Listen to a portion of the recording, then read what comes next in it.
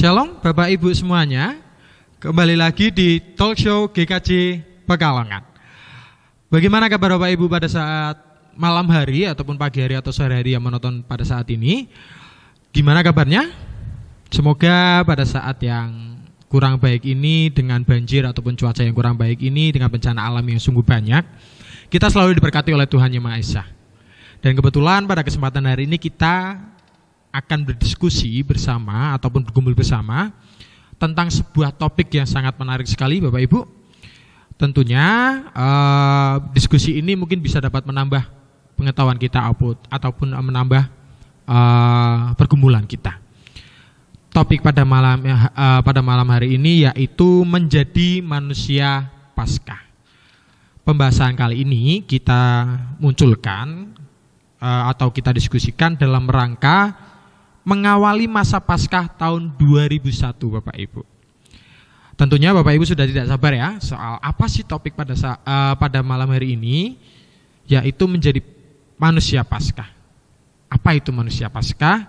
Menjadi manusia Paskah itu seperti apa? Dan kebetulan ada 3 orang narasumber kita yang sangat cakep-cakep sekali. Yang pertama ada Bapak Agus Jati. Bagaimana Pak kabarnya pada hari ini Pak Agus Jati? Ya, sehat-sehat saja. Salam semuanya Bapak Ibu Jemaat GKJ Pekalongan yang terkasih. Terima kasih Pak Agus. Terus sebelahnya lagi ada Bapak Pendeta Dwi Argo Mursito. Bagaimana Pak kabarnya? Baik, sehat. Pangestunipun Mas Ardan. Halo semuanya yang menonton video ini, semoga panjenengan semua juga sehat senantiasa. Langsung aja selanjutnya ke sebelah kiri ada Bapak Dr. Marsono. Puji Tuhan, sehat-sehat saja. Shalom, jumpa lagi dengan Dr. Marsono, matur nuwun. Oke, itu dia 3 narasumber kita yang sangat-sangat hebat dan sangat-sangat cakep pada malam hari ini. Kita langsung aja untuk pembahasannya tema pada saat ini, yaitu menjadi manusia Paskah. Apa sih itu menjadi manusia Paskah? Kita langsung aja ke narasumber yang pertama, yaitu Pak Argo. Monggo. Oke, terima kasih Mas Ardan, Bapak Ibu dan Saudara dimanapun panjenengan berada.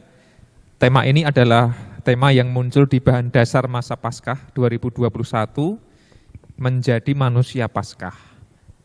Mungkin supaya lebih cetos saya ingin mengawali dari istilah Paskah itu ya, atau ada yang menyebutnya Paskah. Memang dari akar kata Pesach dalam bahasa Ibrani yang artinya itu memang melewati atau melalui gitu ya.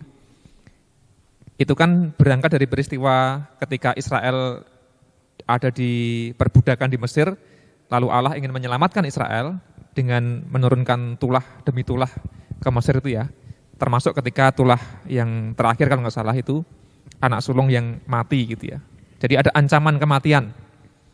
Nah, Allah memerintahkan Israel untuk mengoleskan darah domba itu di pintu rumah sehingga selamat, karena maut itu melewati rumah-rumah itu dan tidak kemudian mematikan. Nah, itu artinya Paskah itu begitu, melewati kematian lalu akhirnya selamat.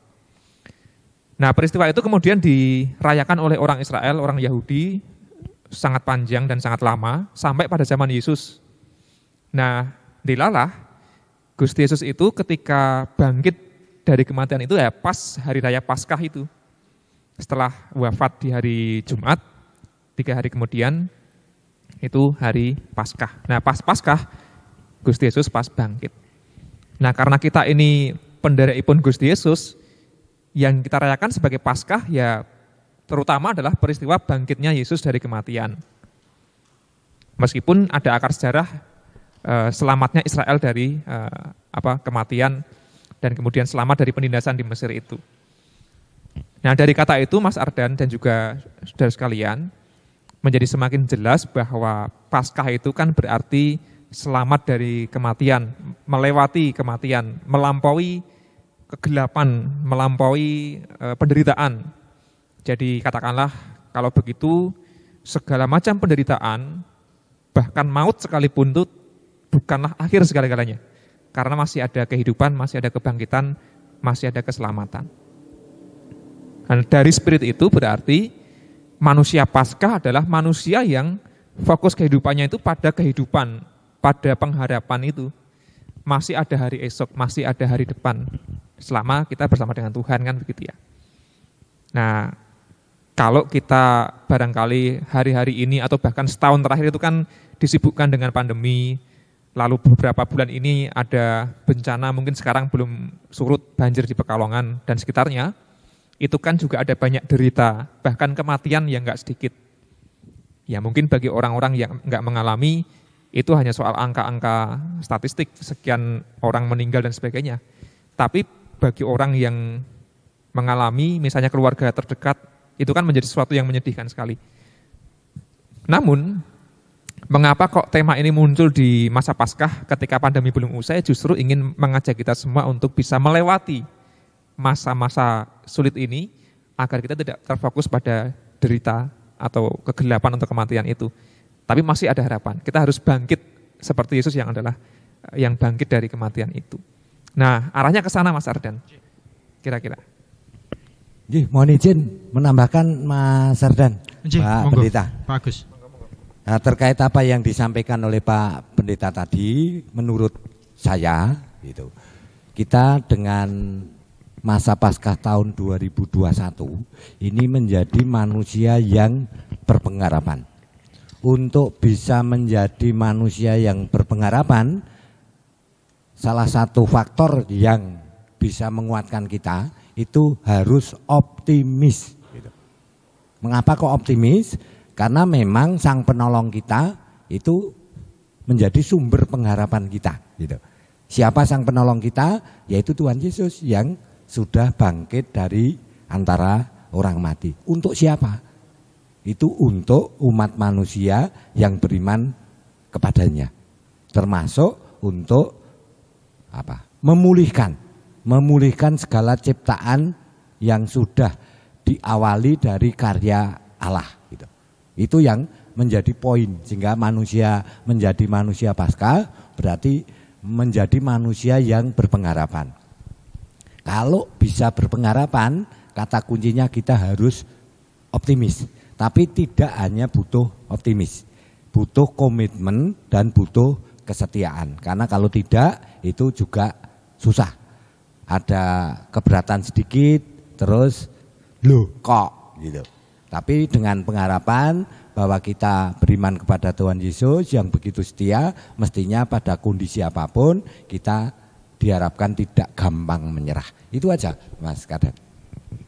Oke, terima kasih Pak Agus yang sudah memberikan pendapat yang sangat memotivasi kita sekali ya. Dari Bapak Dr. Marsono ada mau memberikan tanggapan atau sharing-sharing lagi? Monggo. Ya, terima kasih. Ini kebetulan tentang manusia Paskah ya ini. Kemudian ini saya melihat dari sisi karena backgroundnya saya adalah dokter, kemudian secara kesehatan. Ini tema ini berhubungan dengan pandemik ya, COVID ya. Ini langsung saya jabarkan saja ya mungkin ya. Ya, COVID ini sebenarnya kan masalah kesehatan yang serius. Terutama pada waktu awal-awal 2020 itu bulan Maret ya, yang masuk Indonesia ya, serius bulan Maret yang memang pertama memang di Cina, kalau saya tidak salah Cina, kemudian masuk Indonesia ramainya itu pas bulan Maret. Jadi COVID ini sebenarnya adalah penyakit infeksi menular yang disebabkan oleh virus ya, oleh virus yang masuk ke dalam tubuh kita. Memang secara perkembangannya COVID ini bisa dikatakan 1000 wajah. Karena belum tentu pertama awal adalah dengan gejala-gejala pernapasan. Tapi akhir-akhir ini yang saya temui di rumah sakit maupun di tempat praktek pribadi memang ada gejala pencernaan seperti mual dan muntah. Jadi kita tidak harus fokus pada pernapasan, kita tetap ada gejala yang lain yaitu gejala pencernaan. Jadi ini untuk pengalaman kita pribadi supaya COVID ini menjadikan sesuatu yang apa ya namanya? Suatu yang peringatan ya. Coba dihindari. Ya, peringatan untuk kita sadar diri tentang masalah-masalah kesehatan.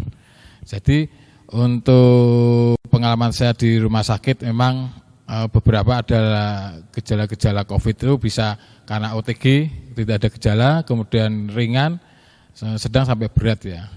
Di situ saya istilahnya ada pengalaman tentang pengharapan tentang pasien-pasien yang sudah terkena COVID, di mana di UGD itu memang harapannya bahwa karena persepsi manusia, persepsi orang-orang itu bahwa COVID itu mematikan, maka sampai di UGD maka keluarga itu rata-rata tampak ada kecemasan. Karena kan gimana ya, karena belum memahami tentang COVID, cuma ada beberapa broadcast yang membuat kita semakin takut sebenarnya. Karena kita hanya baca tapi tanpa ada sumber-sumbernya. Jadi untuk pengalaman saya memang secara pribadi saya pun banyak yang teman-teman di UGD juga merasa takut, cemas akan tertularnya antara COVID. Tapi jangan lupa bahwa kita sudah ada standar sebenarnya, yang standar protokol untuk supaya COVID itu sebenarnya bisa seminimal mungkin dihindari. Ya. Dengan apa? Dengan prokes. Prokes itu protokol kesehatan. Yang pertama yang kita gencar-gencarnya di pemerintahan di Indonesia itu adalah 5M ya. Yang pertama memakai masker ya. Yang kedua menjaga jarak. Kemudian yang ketiga ini kan sudah jaga jarak ya, makanya kan jaraknya kita kalau saya ngomong ini sudah jaga jarak minimal sudah sesuai dengan protokol kesehatan. Yang kedua mencuci tangan. Mencuci tangan itu wajib ya. Karena di rumah sakit tentu kita itu sebenarnya kontak erat dengan pasien-pasien dengan COVID positif. Tapi kita menggunakan prokes, memakai masker, kita setiap kali tindakan pasti cuci tangan dan handscoon-nya dilepas. Itu pasti kita setiap kali ada pasien kita pakai handscoon, kemudian setiap menyelesaikan pasien handscoon kita lepas, kita cuci tangan. Itu pentingnya prokes. Yang keempat adalah menghindari kerumunan. Kemudian yang kelima mungkin mengurangi mobilitas ya, mobilitas supaya kita seminimal mungkin kontak dengan yang kita tidak tahu bahwa itu adalah COVID apa bukan. Karena beberapa derajat COVID itu ada yang OTG ya. OTG karena sistem imunnya bagus, dia tidak ada gejala. Ya, mungkin itu dari saya sekitar tentang COVID, tapi tentang pengharapan itu menjadi manusia Paskah itu ya kita ada harapan ya bahwa kalau kita mengimani suatu kejadian itu pasti akan timbul pikiran-pikiran kita yang positif, di mana pikiran-pikiran positif itu akan timbul suatu pengharapan dan sistem imun kita menjadi bagus. Itu mungkin dari saya. Terima kasih Mas Ardian. Ya, sebuah informasi yang dapat kita terima yang sangat berharga sebenarnya soal menangani COVID itu ada protokol ya Pak ya. Pak Dr. Marsono ya, protokol yang harus selalu kita jalankan ya. Iya, protokol kesehatan ya. Oh ya, itu cara-caranya itu apa aja dok? Ya tadi itu yang 5M tadi sebenarnya. 5M. Kita sebenarnya disiplin kita sendiri ya. Karena beberapa ada yang kadang-kadang menyepelekan ya tentang COVID itu. Terus terang kalau saya mengalami sendiri di lapangan memang banyak yang kena COVID itu keluarganya tidak percaya. Contoh, ini misalnya ada pasien yang meninggal memang swabnya positif. Tapi kadang-kadang yang seperti masyarakat bilang rumah sakit itu mengcovidkan. Ya, itu yang menjadi masalah kita ya. Nah, seperti itu yang karena tidak percaya karena mungkin karena sudah termakan oleh berita-berita yang kurang akurat ya. Nah, tapi kita tetap edukasi, informasi kepada pasien bahwa COVID ini sebenarnya penyakit virus yang menularkan. Ya belum tentu memang belum menular, minimal kita sudah edukasi dan meminimalisir supaya tidak terjadi penularan yang lebih banyak lagi. Itu mungkin prokes, yang penting prokes ya Bapak Ibu ya. Prokes, memakai masker, mencuci tangan ya. Dan yang tadi itu yang 5M itu. Terima kasih Mas. Yang penting sama bawa hand sanitizer Ibu. Kita sering cuci tangan, hand sanitizer. Mohon izin menambahkan terkait dengan COVID-19 Mas Ardan. Untuk penerapan prokes ini sebenarnya tidak harus bercermin kepada siapa. Itu harus diawali dari diri kita. Kesadaran sendiri-sendiri gitu loh. Iya.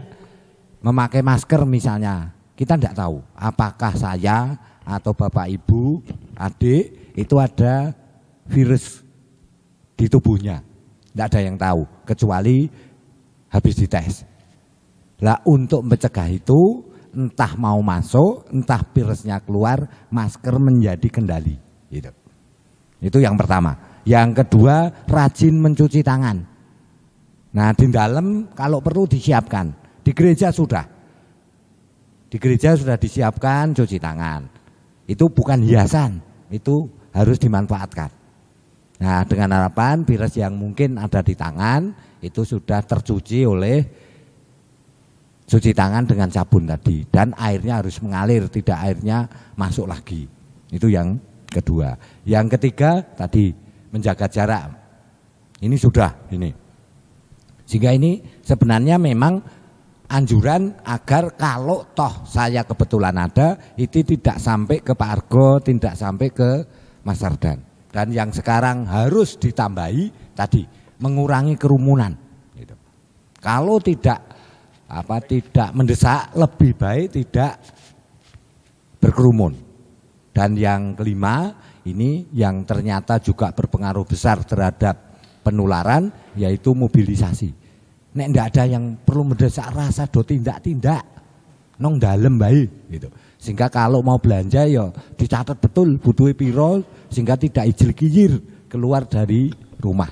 Itu mudah-mudahan kita bisa menghindari Covid yang notabene kita lebih berpeluang untuk keselamatan diri dan juga keselamatan sesama. Itu tambahan kami. Nggih, matur nuwun.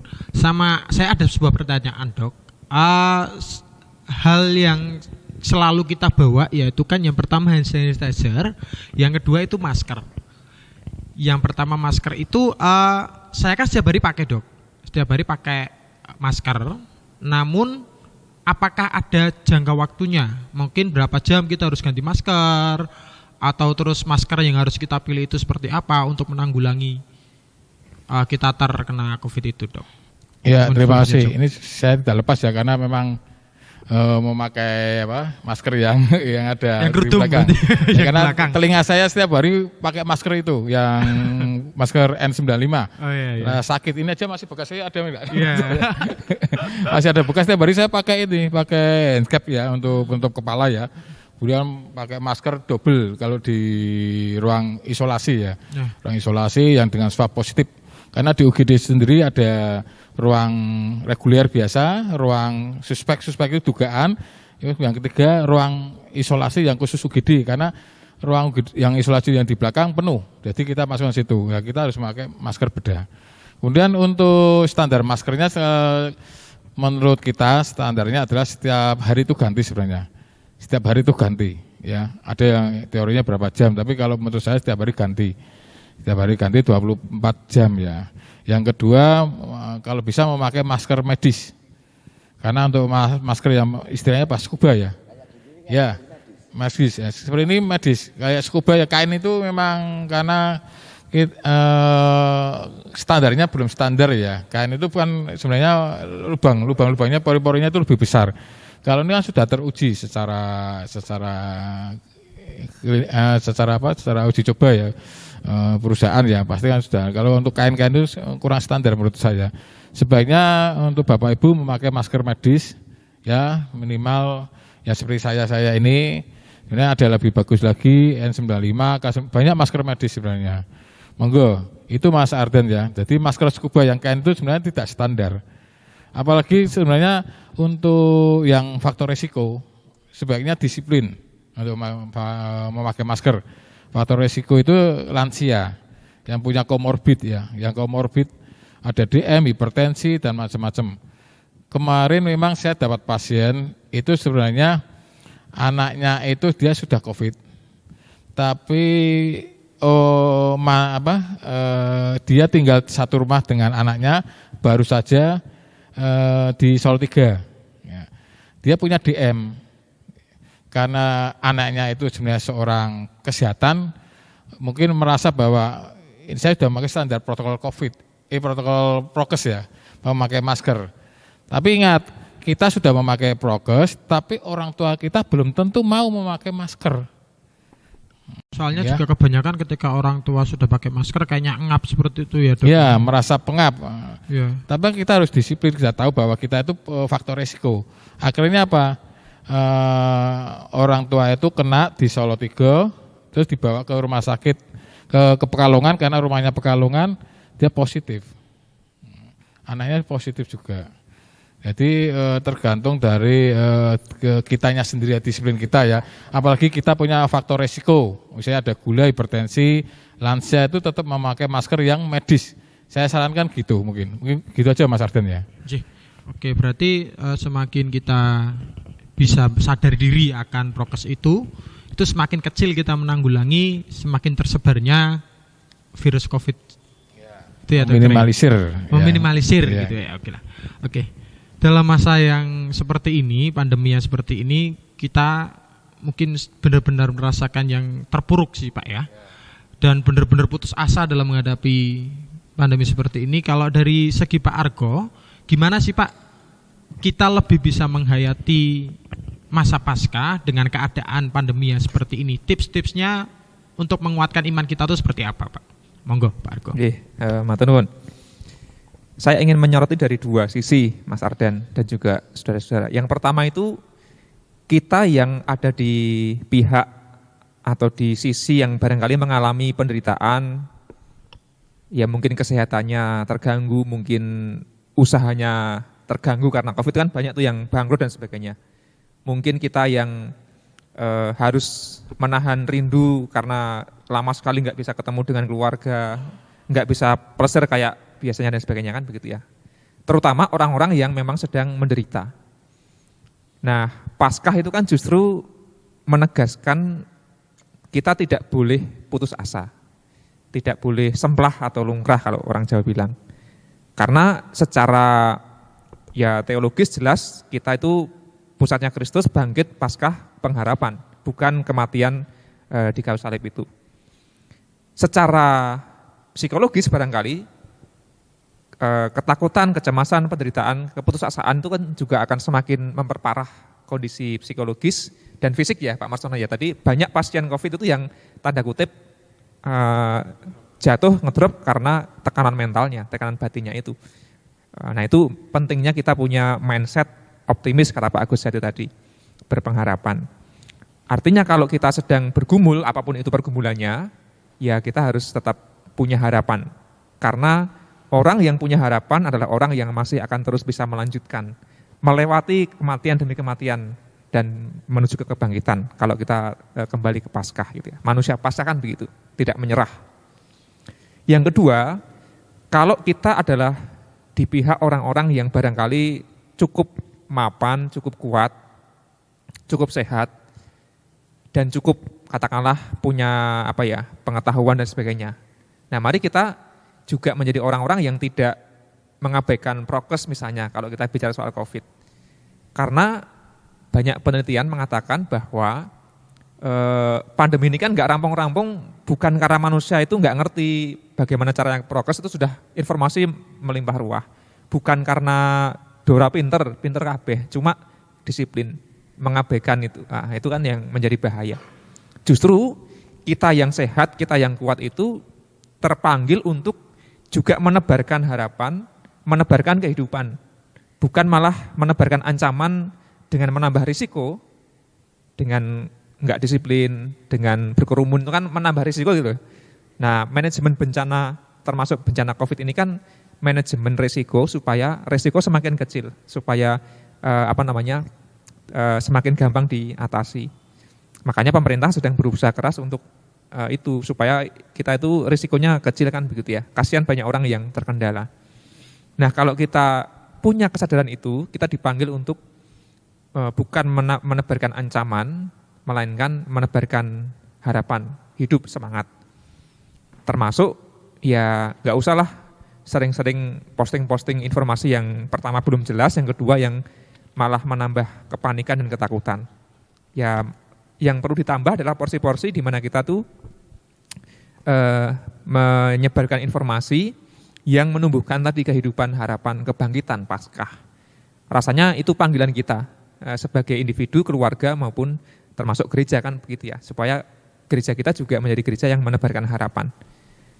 Nah itu mungkin sikap iman yang harus kita miliki menghayati Paskah di masa pandemi, dan harapan menjadi penting karena kita tidak bisa terlalu naif lalu mengatakan bulan depan sudah selesai nih pandemi, atau wes ana vaksin wes meh rampung.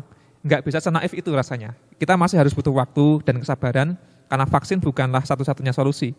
Vaksin tanpa kesadaran bersama ya akan semakin lama terbangunnya herd immunity itu. Nah, maka butuh kerjasama banyak orang nih supaya kita bisa melewati pandemi ini misalnya, atau melewati penderitaan apapun, butuh kerjasama kita semua. Gitu Mas Ardan, Ya, Mas Tenun. intinya berarti saling menguatkan satu sama lain dan menguatkan diri sendiri, gitulah Pak ya. Kebetulan juga di sini ada Ketua Panitia Masa Prapaskah, Pak Agus. Gimana sih Pak Agus atau rangkaian-rangkaian Masa Paskah yang akan kita lalui pada tahun ini Pak Asko? Monggo Pak Agus. Ya, terima kasih Mas Ardan, Bapak Ibu semua yang terkasih. Terkait dengan pelaksanaan Masa Paskah tahun 2021, itu kita harus bersyukur. Kita diberi waktu oleh Tuhan untuk belajar kembali, memupuk iman kita kembali, agar iman kita terus terjaga. Hal ini tercermin dari rangkaian acara atau kegiatan yang dirancang oleh panitia, tapi referensinya dari LPPS Sinode gitu. Di sana ada banyak kegiatan, mulai dari Rabu Abu, terus ibadah-ibadah Minggu Prapaskah, ada Kamis Putih, ada Jumat Agung, ada Sabtu Sunyi, dan hari Minggunya hari Paskah. Itu yang dilaksanakan kalau tatap muka itu di gereja. Tapi selain itu tidak cukup hanya dengan kegiatan itu. Ternyata kita juga diajak untuk bisa menghayati agar kita tidak gamang. Apakah betul sih Tuhan kita itu sumber pengharapan? Sehingga di tema atau subtema atau topik di PAPA ini sudah diarahkan ke sana. Contoh, di PA1 terus maju walau gentar. Ini kan memotivasi. PA2 meninggal dengan tenang. Siapa yang kepingin meninggal tidak dengan tenang? Yang ketiga, Injil bagi segala makhluk. Tadi depan sudah kami singgung. Bukan hanya untuk kita. Prinsip Injil ada itu untuk segala makhluk. Sehingga manusia tentunya juga kepada makhluk yang lain. Tapi utamanya yang bisa mengamankan hak Injil kepada makhluk yang lain tadi kita, manusia yang dipenuhi akal budi oleh Tuhan. Dikuatkan lagi melalui kegiatan-kegiatan persekutuan doa di keluarga. Ada 5 kegiatan. Yang pertama itu kita diajak untuk bisa saling mengampuni. Karena kata kunci mengampuni ini akhirnya bisa membebaskan kita dari tekanan batin. Gitu.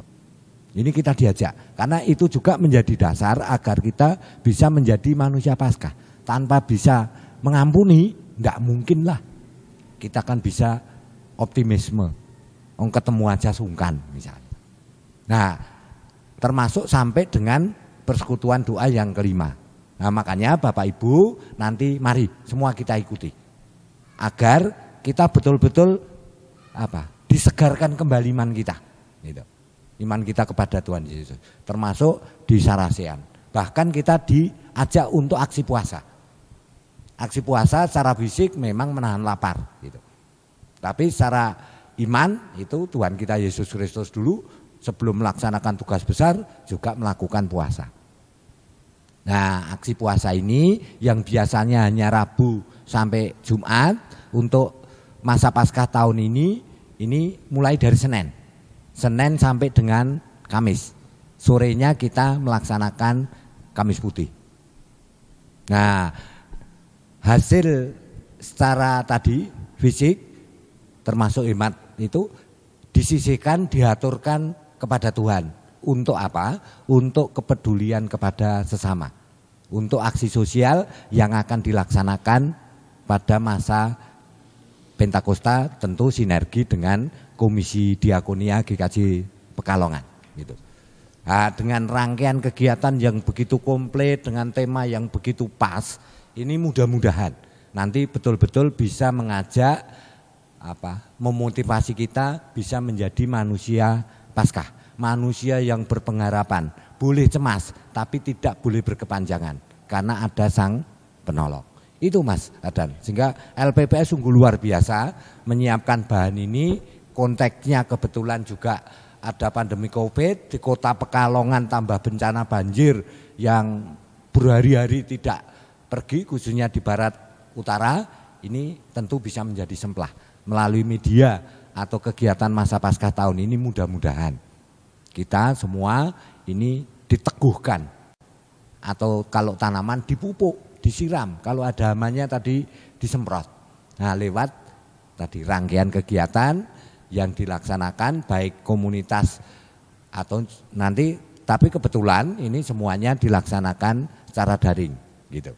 Di rumah, tapi biarlah itu sebagai bentuk komitmen kita mendukung apa yang sudah dicanangkan oleh pemerintah, kita harus protokol kesehatan. Gitu Mas Adan. Terima kasih. Mungkin Sungguh Pak Argo komplit. bisa menambahi Pak Argo. Barangkali Argo? ada, monggo di stressing lagi. Memang selalu setiap masa-masa raya gerejawi itu rangkaian, ada ceritanya, ada alurnya kan begitu ya. Makanya bahan dasar ini kan kita talk show kan di awal supaya menjiwai seluruh rangkaian kegiatan masa Paskah. Jadi memang selama masa-masa raya gerejawi itu selalu ada rangkaian cerita yang dipayungi sebuah tema yang menjadi bahan dasar. Yang sekarang ini kita talk show-kan dengan bahan dasarnya.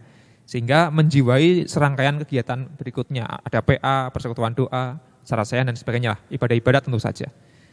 Nah, harapannya mengikuti dengan utuh itu supaya penjiwaannya komplit. Kalau makan tuh ya menunya sempurna lah.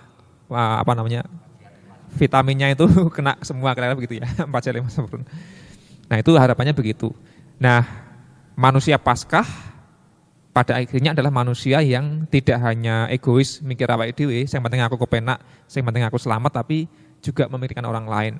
Ya seperti yang dilakukan oleh Yesus.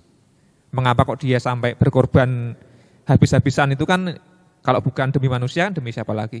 Nah itu kan contoh manusia Paskah. Yang kemudian mengalahkan segala macam penyakit, roh jahat, bahkan kematian sekalipun, lalu bangkit. Nah harapannya semangat ini yang mulai harus kita hayati sungguh-sungguh, ya paling enggak dimulai dari masa Paskah ini dan seterusnya sampai ya, kehidupan kita ke depan. Kira-kira gitu aja dari saya, matur nuwun.